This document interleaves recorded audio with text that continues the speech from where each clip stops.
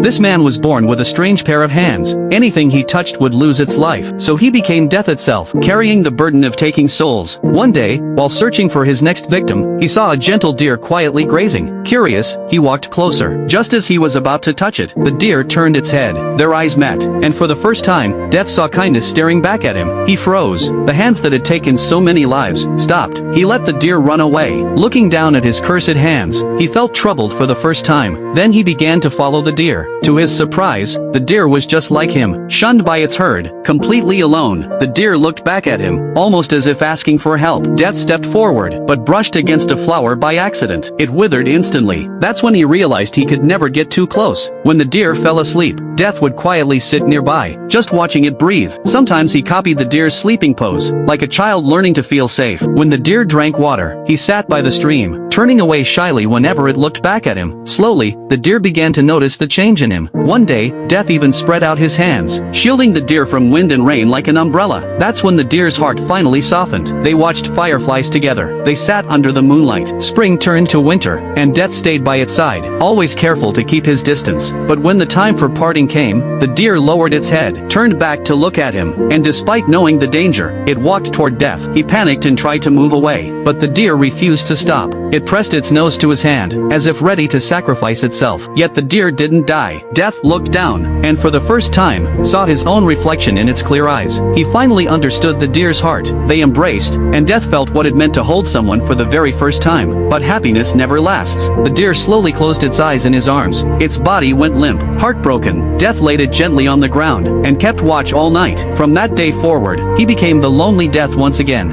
If you were the deer, would you dare to step closer to Death, just to give him a little warmth?